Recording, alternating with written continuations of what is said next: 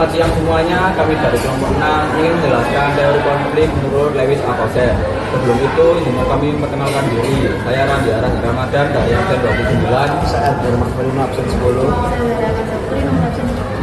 Dan saya Risalia Ardianti dari absen 3. Oke, sebelum kita ke materi yang lebih lanjut mengenai konflik sosial, yaitu definisinya dan juga pandangan teori mengenai konflik sosial ini menurut Lewis Althusser, di sini aku mau ngejelasin dulu nih definisi konflik secara umum dan kenapa konflik itu bisa disebut sebagai permasalahan sosial dan konflik sosial. Nah, jadi konflik sendiri itu punya arti, yaitu artinya itu perselisihan, percekcokan, dan pertentangan. Nah, di sini itu konflik dapat disebut sebagai konflik sosial apabila konflik ini tuh mempengaruhi banyak pihak di dalamnya. Jadi konflik sosial itu konflik yang dimana itu melibatkan banyak pihak gitu di dalamnya untuk menyelesaikannya gitu.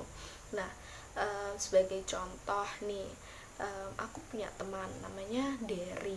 Nah, di sini itu kita punya tujuan, kita tuh sekelompok dan kita punya tujuan yang sama dong pastinya.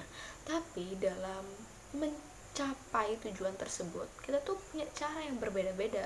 Derry punya cara A dan aku punya cara B. Sedangkan menurutku caranya Derry, cara A itu nggak efisien atau nggak cocok gitu untuk kita capai tujuan kita gitu. Dan aku merasa kayak Derry itu apa sih kok pakai cara A untuk mencapai tujuan kita gitu. Dan ceritalah aku ke temanku. Nah, karena aku cerita ke temanku ini tuh juga akhirnya kurang suka ke Derry. Nah, disitulah awal mulanya terjadinya konflik sosial, di mana konflik yang seharusnya itu hanya dua pihak yang dua individu yang terlibat, tetapi menjadi banyak pihak yang terlibat gitu. Nggak hanya dua, aku dan Derry, tapi juga teman-temanku juga ikut terlibat ke dalamnya gitu. Nah, itu sebagai contoh konflik individu dengan kelompok. Nah, itulah konflik sosial gitu. Lalu di sini aku akan menjelaskan mengenai pandangan atau pendapat oleh beberapa para ahli mengenai konflik sosial. Di sini aku mau menjelasin 5. Yang pertama itu ada Surjono Sukanto. Jadi konflik menurut Surjono Sukanto itu konflik diartikan bahwa proses di mana individu ini tuh ingin mencapai tujuannya, namun di dalamnya mereka tuh ada adanya ketidakcocokan dan akhirnya berakibat adanya kekerasan gitu. Nah, dari kita tarik contoh lagi dari aku dan Derry. Jadi dalam menyelesaikannya, aku tuh nggak hanya cerita ke temenku, tapi aku juga melakukan kekerasan gitu ke Derry karena aku nggak cocok, nggak suka sama caranya Derry. Jadi aku kayak langsung sih kon iku nggak cara iku, dan aku langsung kayak aku melakukan kekerasan fisik ke Derry. Nah, itu juga menurut pandangan dari Surjono Sukanto. Lalu yang kedua itu ada konflik menurut Kartono. Jadi konflik menurut Kartono itu diartikan bahwa sebuah konflik itu tuh sebuah permasalahan antar individu, di mana individu ini tuh ada ketidakcocokan gitu di dalamnya. Ya, seperti tadi itu, dari ketidakcocokan sifat, ketidakcocokan tujuan, dan juga ketidakcocokan cara dalam mencapai tujuannya. Dan ketiga ketidakcocokan itu tadi itu susah gitu diserasikan atau disatukan. Nah, itu tadi bisa ditarik juga contoh dari aku dan Derry tadi kan gitu.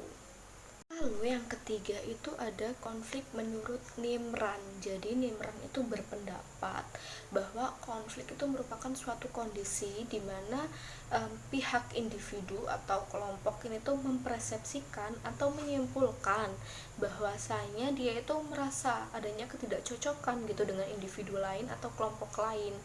Nah, di sini kan bisa ditarik contoh kayak aku tadi tuh yang merasa kurang cocok dengan caranya Derry. Aku akhirnya kayak menyimpulkan sendiri bahwa caranya Derry tuh mempersulit aku dalam aku mencapai tujuanku gitu. Itu menurut Nimran itu konflik itu yang seperti itu. Lalu yang kelima itu ada yang keempat itu ada menurut Robbins. Jadi menurut Robbins itu konflik itu diartikan sebagai proses yang berawal dari satu pihak menganggap bahwa pihak lain ini itu secara negatif mempengaruhi mempengaruhi dia dalam mencapai tujuannya gitu. Jadi kayak aku tadi yang merasa bahwa Derry itu mempengaruhi aku secara negatif dalam aku mencapai tujuanku atau mempersulit aku dalam mencapai tujuanku. Nah itu menurut Robbins itu konflik itu yang seperti itu. Lalu yang terakhir atau yang kelima itu ada menurut Robert MZ Lawang. Jadi Robert di sini itu berpendapat bahwa konflik itu merupakan suatu perjuangan dari individu atau kelompok untuk mencapai nilai, status, bahkan kekuasaan. Tetapi mereka tuh nggak cuman berkonflik karena 3 hal itu. Mereka itu berkonflik juga untuk menundukkan lawan atau menundukkan kelompok lain untuk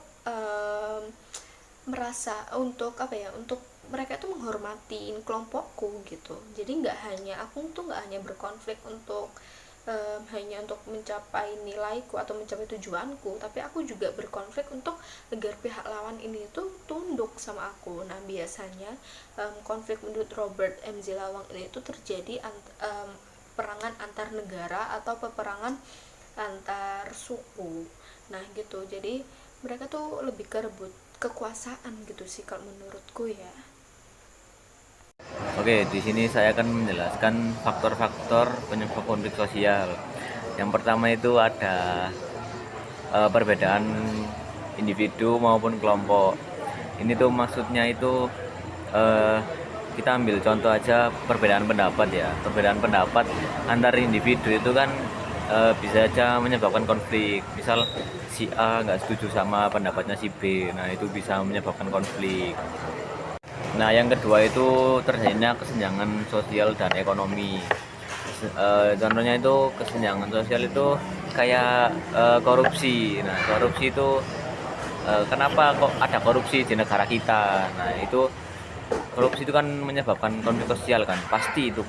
Nah jadinya janganlah ada korupsi kayak gitu tuh jangan. Terus kalau yang ekonomi itu contohnya kayak persaingan antar pedagang. Nah persaingan antar pedagang itu kan pasti kan ada konfliknya. Nah itu juga bisa misal si pedagang A lebih tinggi penjualannya gara-gara bersaing dan produknya itu lebih bagus daripada produknya si B. Nah jadinya produksi A itu lebih tinggi lah penjualannya. Yang ketiga itu perbedaan kebudayaan di masyarakat. Nah ini tuh kita ambil contoh gampangnya itu kayak di Papua. Nah di Papua itu kan banyak suku-suku yang perang-perang gitu kan, kayak tembak kayak main panah-panahan, terus juga kadang bawa parang-parang gitu sampai polisinya turun tangan. Nah itu kan perbedaan suku di Papua kan. Nah itu perbedaan suku kayak misal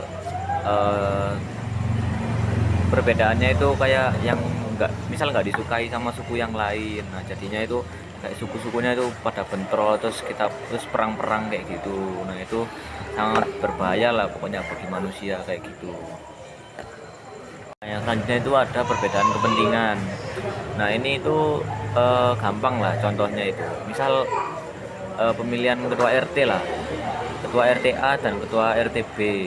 Nah itu misal aku sama temenku ini lagi milih. Nah aku misal milih si ketua RT yang A, temanku milih yang B. Nah aku milih ketua yang A itu kan pasti kayak ada kepentingannya tersendiri kan, kayak ya apalah gini punya kepentingan sendiri. Nah temanku milih si B ini juga karena dia juga punya kepentingan yang berbeda gitu loh. Jadi kayak masing-masing dari kita itu punya kepentingan tersendiri sama si calon ketua RT-nya itu. Nah jadi kayak perbedaan kepentingan ini juga ya nggak menutup kemungkinan bisa menyebabkan konflik sosial lah gitu. Yang terakhir tuh ada adanya kekerasan. Nah ini tuh dari semua yang tak jelasin dari awal sampai akhir tadi gitu, itu tuh nggak menutup kemungkinan terjadi kekerasan gitu loh kalau ada konflik. Nah misal kayak yang perbedaan antar budaya tadi, kayak suku-sukunya itu perang, nah itu kan udah termasuk dalam kekerasan kan. Nah itu sangat tidak disarankan lah kalau ada konflik itu sampai ada kekerasan, itu jangan sampai lah kalau bisa. Jadi adanya kekerasan itu sangat merugikan kita semua lah. Jadi kurang lebih seperti itulah faktor-faktor yang menyebabkan konflik sosial. Ya, jadi di sini ada karakteristik konflik. Yang pertama adalah tidak selamanya berdampak negatif. Jadi konflik itu bisa berpengaruh positif bagi individu ataupun kelompok yang terlibat di dalamnya. Yang kedua ada potensi perbedaan dapat dikurangi. Salah satunya adalah dengan mencari persamaan dan berpegang pada persamaan tersebut. Lalu yang ketiga ada bersifat inherent, yaitu merupakan bagian yang nggak bisa terpisahkan dari keberadaan suatu masyarakat. Oleh sebab itu, yang terpenting adalah mengelola konflik. Konflik itu harus dikelola dengan baik karena konflik memiliki sejumlah aspek yang positif. Yang keempat yaitu dilatar belakangi oleh perbedaan ciri, bahwa masing-masing pribadi atau kelompok pada suatu lingkungan interaksi yang lebih luas memiliki kesediaan memandang yang lain dengan penghargaan tanpa saling memaksakan kehendak pendapat atau pandangan sendiri. Yang kelima yaitu bertentangan dengan integrasi. Konflik dan integrasi berjalan sebagai sebuah siklus di masyarakat. Konflik yang terkontrol akan menghasilkan integrasi, sebaliknya integrasi yang tidak sempurna dapat menciptakan konflik. Yang keenam, yaitu dapat menciptakan perubahan. Konflik mampu mendorong perubahan dalam suatu organisasi, sehingga pemimpin yang tidak cakap akan digantikan oleh pemimpin yang lebih terampil. Ya, jadi di sini kami akan menjelaskan tentang sifat-sifat konflik. Yang pertama yaitu ada konflik laten. Konflik yang dimulai ketika kondisi pencetus konflik itu ada. Yang kedua ada konflik yang dikenal, yaitu orang atau kelompok mulai mengetahui bahwa konflik itu benar-benar ada. Yang ketiga ada konflik yang dirasakan, yaitu setiap dari anggota kelompok sudah merasakan perasaan yang kurang enak dalam kelompok. Yang keempat ada konflik manifest. Semua pihak yang terlibat dalam konflik menyadari keuntungan dan kerugian adanya konflik. Yang kelima ada konflik lanjutan, yaitu setelah penyelesaian konflik dilakukan, maka biasanya masih terjadi bekas-bekas adanya konflik. Baik, untuk materi selanjutnya akan dijelaskan oleh saya tentang teori menurut Lewis Althusser. Lewis Althusser sendiri membagi konflik menjadi dua bagian. Yang pertama, konflik realistis, berasal dari kekecewaan terhadap tuntutan-tuntutan khusus yang terjadi dalam hubungan.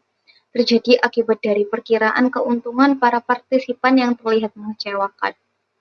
Contohnya nih, kamu sama temanmu ada janji mau kerja kelompok bareng di perpustakaan. Tapi dia malah nggak datang dan nggak ngasih kabar ke kamu. Karena hal itulah kamu menjadi marah. Nah, ini tuh termasuk ke dalam konflik realistis karena ada alasan kenapa kamu marahnya tadi itu karena ya janji dari temanmu yang nggak ditepati tadi. Lalu yang kedua ada konflik non-realistis. Konflik non-realistis merupakan konflik yang bukan berasal dari tujuan-tujuan tertentu, tetapi hanya untuk meredakan ketegangan dari salah satu pihak.